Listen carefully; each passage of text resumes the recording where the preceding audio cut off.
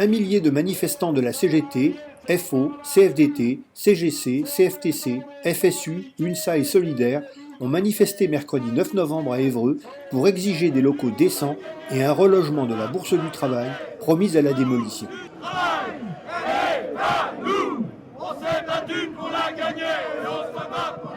Ce qui nous vaut d'être tous réunis ici, c'est évidemment la défense des libertés syndicales avec un focus particulier sur les hébergements syndicaux puisque la Bourse du Travail et les organisations syndicales qui l'occupent sont menacées d'expulsion et ce qu'on revendique aujourd'hui, c'est d'avoir des hébergements décents où chacun puisse mener ses activités militantes. On était dans une phase ces dernières semaines d'évolution assez constructive depuis que le préfet de l'Eure est devenu médiateur dans ce dossier.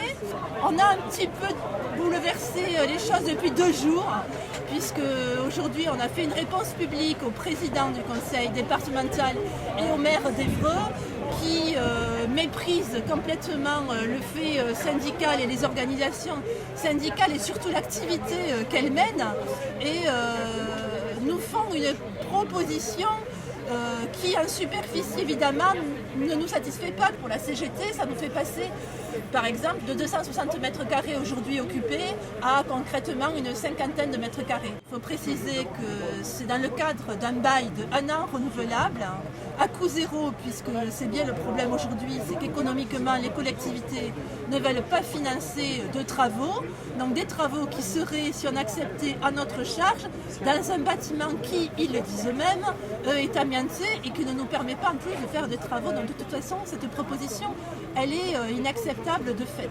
Officiellement, leur but, c'est de se réfugier derrière des économies budgétaires et des dotations au niveau des collectivités qui sont en baisse. Donc évidemment, c'est leur premier argument, ils se réfugient derrière. Depuis quelques années, au gré des majorités politiques et des rapports de force sociaux, les remises en cause des hébergements se multiplient.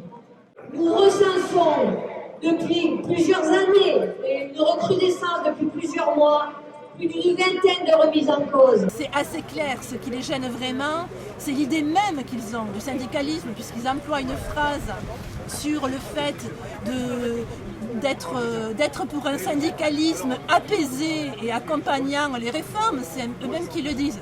Donc on voit bien aujourd'hui que ce qui se cache derrière, c'est une position très politique sur l'activité syndicale elle-même et le fait qu'aujourd'hui, les unions départementales et les bourses du travail sont le seul rempart en territoire pour les salariés qui sont dans des situations de précarité ou en difficulté dans leur entreprise de pouvoir s'organiser et d'échanger et de venir chercher une information auprès des syndicats.